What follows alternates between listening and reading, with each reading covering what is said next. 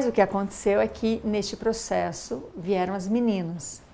E as meninas em si já foi uma chegada muito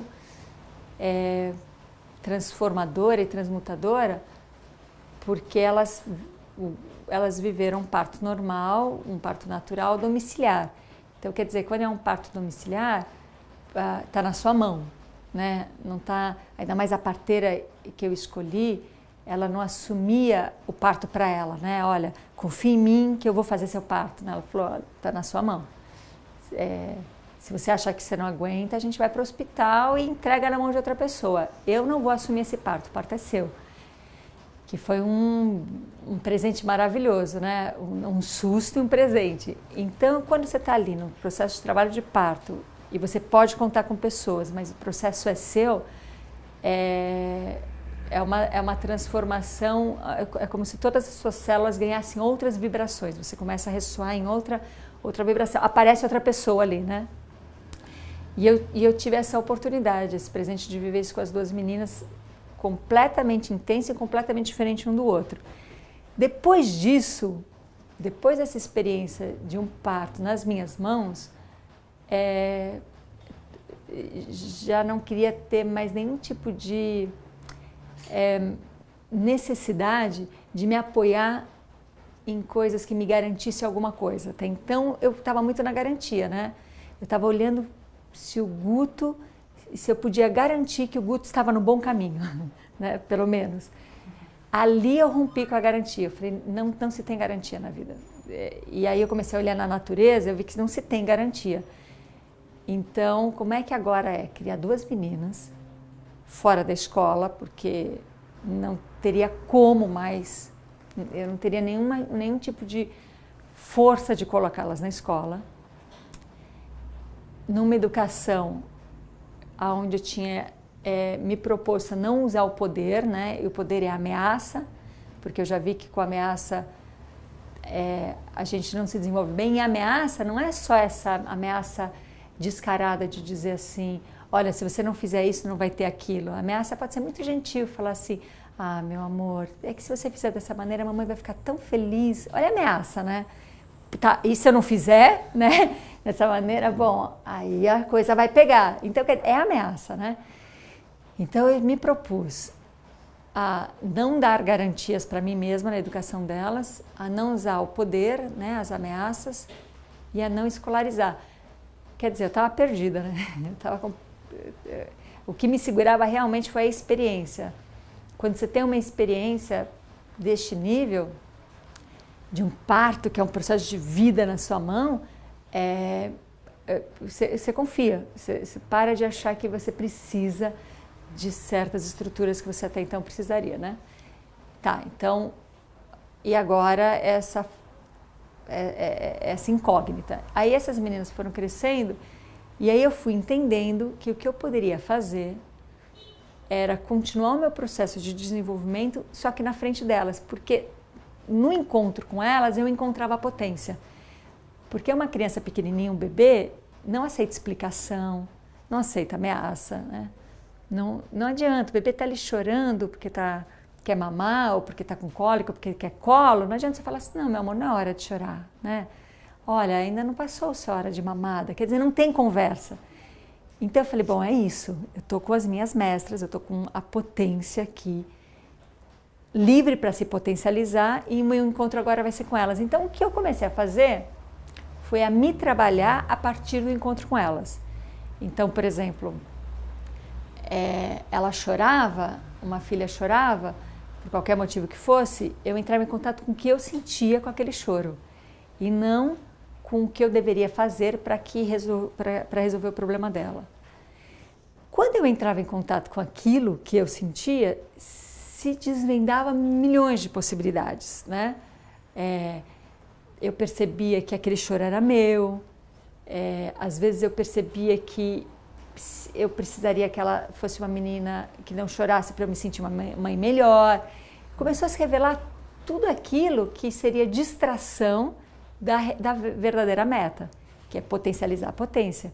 Então, por que não aproveitar tanto o choro como o riso, como o problema, como a solução, como desenvolvimento e achar que sempre eu tenho que sair daqui e ir para lá e ponto final, né?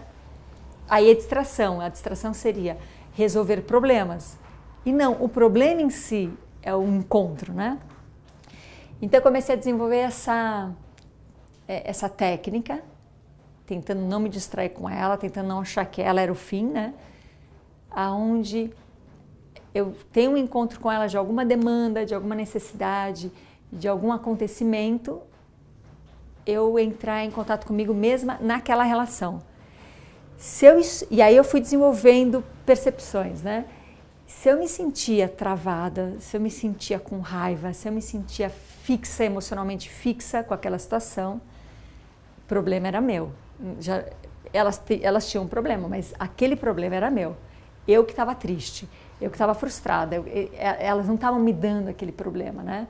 Era meu, só estava vindo à superfície por causa do encontro. Então, quer dizer, o que o encontro me deu foi o conhecimento de mim mesma, de algo que estava ali, guardadinho. Muito bem, assumi, aproveitava que isso vinha à superfície. Elas continuavam com o problema delas, paciência, elas não tinham uma mãe pronta para entrar em contato com elas, porque eu ainda tinha que entrar em contato comigo. Então eu esperava isso vir à superfície e veio muito rápido. Liberava, porque assim que vem a superfície, só de vir à superfície você libera. Então, por exemplo, tem ali uma filha dando um chilique, eu me sinto frustrada, aí eu vejo essa estagnação e falo, estou frustrada. Estou frustrada por quê? Porque eu tenho uma filha chorando e a minha filha não deveria chorar, porque senão eu não sou uma boa mãe. Ah, então tá. E você acredita nisso? Você acredita que a sua filha é que tem que te fazer ser uma boa mãe? Não, não acredito. Então abre mão da frustração. Pronto, a frustração vai embora, né? E assim, com cada camada que surgia, eu fazia esse exercício, até que chegou uma hora que eu olhava para elas, fazendo alguma demanda, e não sentia empatia, não sentia nada estagnado. Sentia, por exemplo, nossa, que linda minha filha se expressando, né? Eu sentia, caramba, essa dor eu acho que eu reconheço. Eu sentia uma empatia, sentia assim como, tá tudo bem, é um processo, né? E eu tô bem, agora eu tô com elas, né? E aí o que acontecia, que era muito mágico, que surgia algum insight para me relacionar com aquela situação, que era sempre inédito. Não era uma regra assim, olha, se acalma e faz isso, não. Entra num processo de fluxo livre dessas demandas, livre da estagnação emocional, entra em contato e confia. E aí vinha uma solução muito simples. E às vezes só de eu estar com um olhar tranquilo na frente delas, a coisa também se resolvia, né? O que é interessante é que isso não é uma conquista assim eterna. Não é assim, eu conquistei hoje, isso garantiu, pronto, cheque, né? O que é interessante disso é que eu preciso conquistar isso a cada momento. Hoje eu posso fazer isso e amanhã, de repente, pode dar tudo errado e eu não conseguir mais fazer isso e ficar estagnada. Porque é um processo de presente, não é um processo de adquirir algo e esse algo é meu. Esse algo tem que estar o tempo todo em processo de desenvolvimento. E aí começou a fazer sentido, né? Eu não estava me distraindo com a técnica, né? Eu não estava achando que, bom, vamos levantar uma bandeira e educação agora tem que ser assim. Não, é um processo contínuo. Eu preciso o tempo todo me educar neste processo para que isso aconteça. Isso deu uma legitimidade para o processo. Então, o que elas começaram a ter muito contato não foi com uma mãe que é calma e paciente e que dá tempo. O que elas começaram a ter contato é com uma mãe que se trabalha desta maneira enquanto está enfrentando algum problema. Então eu comecei a perceber que elas estavam entendendo, sem que eu falasse nada, porque eu não fico falando para elas do meu processo, né? Que elas estavam entendendo que eu faço alguma coisa. E o cognitivo delas, que é muito amplo, né? Elas ouvem o que eu estou sentindo, né? Não o que eu estou falando. Qualquer criança faz isso com um adulto. Eu comecei a perceber que eu estava ensinando indiretamente um processo para elas. Porque aí eu começo a ver uma fazendo com a outra, né? Inclusive elas fazendo comigo, inclusive elas fazendo de uma maneira social. Aí me remeteu àquele processo no começo da minha carreira artística, quando eu estava numa companhia de dança que era um monte de problemas emocionais ali, Eu falei, essas meninas estão se preparando para seja o que for conviver socialmente, né? Porque elas estão entendendo que elas não podem culpar o outro, porque elas não estão se sentindo culpadas por algo, elas não precisam melhorar para que eu fique bem, né?